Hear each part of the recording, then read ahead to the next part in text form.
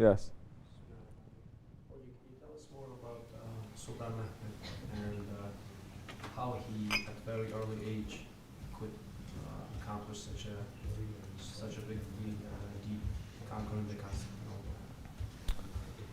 Sultan Mehmed Fatihan, absolutely. It's a very big subject. I cannot get into it too much. But he was trained. Not only was he trained from very young to get that, his father was trained. Not only that, his grandfather was trained. Because what the sultans in the old days, what they did, they were not looking to conquer lands to become richer, to have more power. They were aiming what Allah is promising them. You understand? They are aiming what Prophet ﷺ was looking for, they aim to that. And Prophet ﷺ said, the one who conquers Constantinople, Istanbul, the general is the best of the general. Best means from beginning of Adam alayhi salam right till Yawm al-Qiyamah, the best. And the army, it is the best of the armies. There's no condition there. So from the time of Hazrati Osman, understand, for the time of Hazrati Osman, he was already sending people there, sending armies there to enter into Constantinople. That's why Sultan, Ayyub Sultan, the Sahabi, he was there. It's important now, it's another long story, that where he passed, he's buried there. He's buried there, and then that area there become holy. You gain access to it already. Spiritually, we've already claimed it. Later, when other emperors, the Greek kings, when other ones they came and they threatened to dig up the grave of Hazrati Ayyub Ansari, Ayyub Sultan, I believe at that time, who was that? Hazrati Muawiyah, one Khalifa. He's saying, if you do that, I will make sure that not a single church is going to be standing in the whole area that we are controlling, in Arabia all the way to Egypt. And every church is still standing from that time until now. Every synagogue is still standing from that time until now. There are temples in India that has been ruled by the Muslims for 1,000 years. They're still standing from that time until now. So that king now stopped. He didn't dare touch. So what are we trying to say now? That there was an aim. It wasn't Sultan Mehmed Fatihan. He was the one, yes, who did it. But what he did was the effort and the prayers of so many that's before him. That his father wanted to do it, but it wasn't given to his father. He became a governor. Then they pulled him and they made him to become the Khalifa, to become the Sultan. At the time it was the Sultan. He ruled for a while, but he was a man who also knew himself. He says, I don't want to do this, I cannot. Now he has to step down and his father has to come and take over. Correct?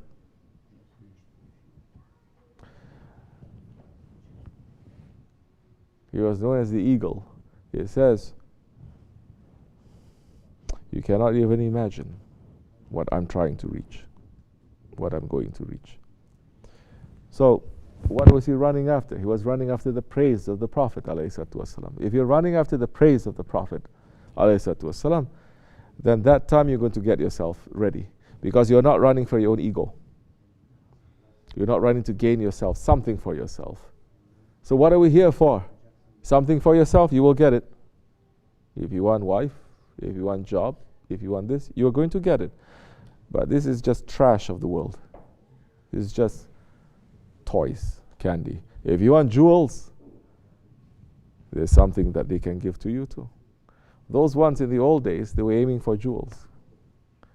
That's why they became a sultan. And they became the sultan of dunya and akhirat.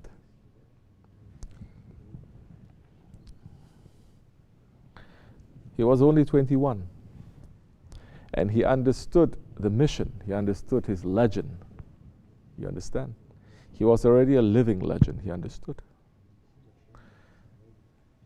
And this is something that Shaykh Effendi wants to put inside the ummah. That is in the ummah.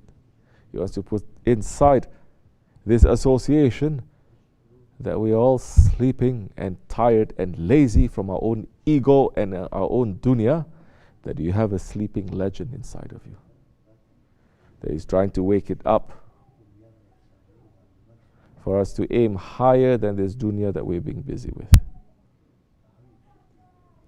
And we'll be involved in that war that is going to be the greatest war. Are we understanding? It is the greatest war. Marhamat al-Kubra.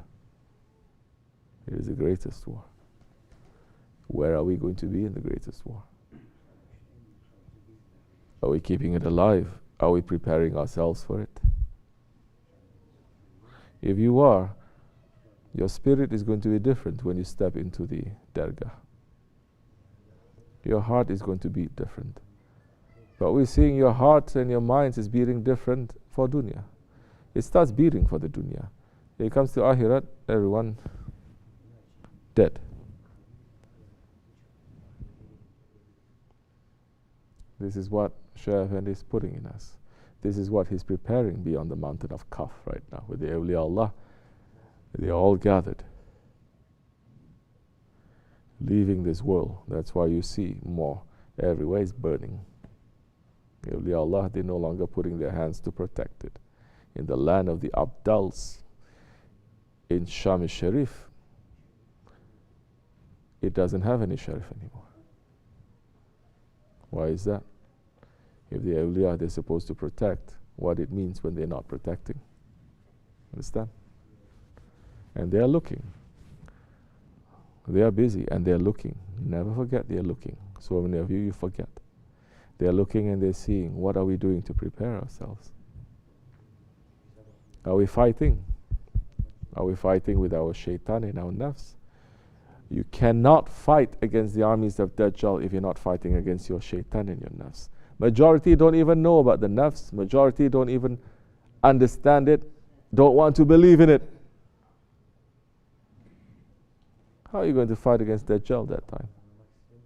It's impossible. It is impossible. Oh, but if I recite Surah Al-Kahf, it's going to be. Don't you think what you know, they also know?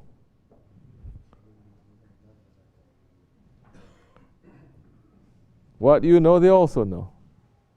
So how effective is that going to be? Oh, I'm doing this, I'm doing this, I'm doing this, I'm doing this. Then you're still not getting it. It is not the physical action that is there. It is where the heart is getting connected to. How are you going to test yourself where your heart is connected to? Very easy.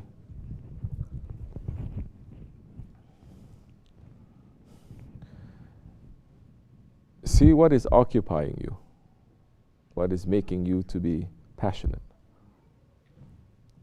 See what is making you to feel happy. See what is making you to be busy. And if it's not good things, adjust it. If it's dunya, adjust it. Make it to go to akhirat. Because those ones, they live and they died for the sake of Allah subhanahu wa ta'ala. And they are even very rough and tough with that singular vision. They don't let anyone. It doesn't matter to them now whether people like them or they don't like them.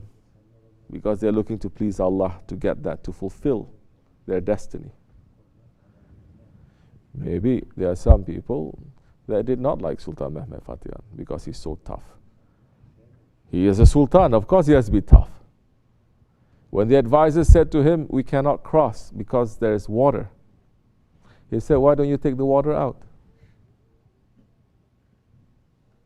He says, why don't you take the water out now? They say, we cannot because there are mountains there and we have ships. Ships go in the water. Why can't the ships go on top of the mountains? How a man can think like that when he says nothing is going to stop? And he's not just coming up with ideas just like that, crazy ideas. He knows when he gives an idea, he already knows there are not one answer, there are many answers there. But the people around him, if they're not on the same page, they're just going to be nothing but blocking him, that's all. And imagine if there are people that are not blocking and they just take that and they just run with it. They say, okay, it can be done, we're going to find something, instead of saying no. And did he bring the ships across the mountains? He did. He shook the hearts of the Greeks. And they're saying, what kind of a magician is this?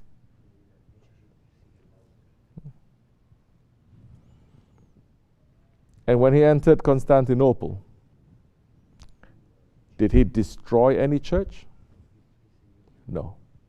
Did he massacre everyone, like so many people saying? No. He left everything intact except for one, Hagia Sophia. And in reality, Hagia Sophia is already a masjid. Holy Prophet ﷺ put his saliva into the soil when the advisors of the Byzantine came to him and saying, we're going to put the largest freestanding dome on the face of the earth, but it's not resting, it's not staying. It's a huge engineering miracle at that time. It was the biggest church in Christianity. Prophet ﷺ put his holy saliva mixed with the earth, gave it 4, and saying that put on each corner and it will stand, and it stood. The Greeks never put any statues inside the church. No statues. They put some mosaics around. No statues. And the Prophet ﷺ prayed because one day there's going to be a house of Allah. And it did. Of course, some munafiq alims saying they're Muslims, but they're saying they want to turn that church back, that masjid back into a church. They're saying, I want to give it back to the Russians. It's unusual times we're living in. Why not? There are also alim saying you should celebrate Milad and Nabi Isa on 25th, where you celebrate the pagan holiday of the early pagan deities. There's not even the exact date. They say it doesn't matter. So what matters? What matters to you? Oh, it doesn't matter that it's a fake day. It doesn't matter that they're celebrating the Son of God, Hasha Astaghfirullah. It doesn't matter. Just say Merry Christmas. So nothing matters to you, huh?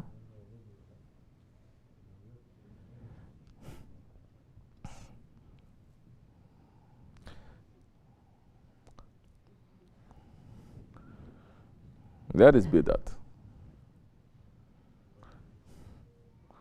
They're saying, no, you must be tolerant, you must love, and you must do this. But in 1,400 years, the Muslims have lived alongside Jews and Christians all this time. And we did good. You don't have to compromise the rules of Allah and His Prophet now, alayhi salatu wasalam. Show me a place in Christianity or in Judaism where Muslims have lived in their capital and Muslims are employed to be in their governments and to rule also for 1,400 years. They don't even allow it today, right now, in this country. So we're falling back into Jahiliyyah. We're not moving forward to enlightenment. Enlightenment is only with Allah and with Islam. Nothing else. You think that time you light one candle, you're so proud. Finish. What are you doing now? Because you think you are the one lighting it. So we have to have a mission. We're not here to fight or to have challenge anyone. We are here hoping for the light of that Prophet ﷺ to bring justice, yes, and tolerance, yes, and love, yes, to people, all peoples.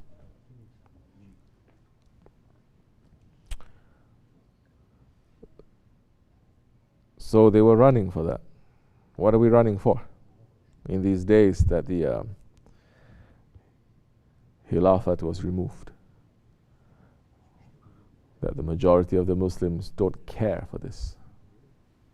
They don't care. Both Ahli Sunnah or Ahli Tasawwuf for this, nobody seems to care, except for exceptions here and there. The biggest catastrophe ever, that the Khilafat was removed and the Khilafat office was veiled. Nobody cares. Yeah, we should care. Our hands are tied. We should say Astaghfirullah, and we should ask Allah at least sincerely. And we're asking Allah to forgive us for the wrong things that we have done to our Khalifas, for the wrong things that we have done to Sultan Abdul Aziz and Sultan Abdul Hamid Khan. And we're asking them to forgive us. And inshallah, if they forgive us, Allah will forgive us. We are here not to live for our ego and for our dunya. We're here to live for Allah and His Prophet ﷺ, to continue the mission that they started. May we live for this, may we die for this. May all good, sincere people come. May all the hypocrites from inside of us and outside be away from us, inshallah. May Allah send us more power to do this work. May Allah protect us from all evil and bad nazar in this work. May Allah bring all the sincere ones together, inshallah. May we always be dust under the feet of our Shaykh. For the sake of the Holy Prophet ﷺ, Sultan al-Aliyan Sahib al-Sayf, al-Fatiha. Ameen. Assalamu alaikum wa rahmatullah. This much is enough. Assalamu alaikum.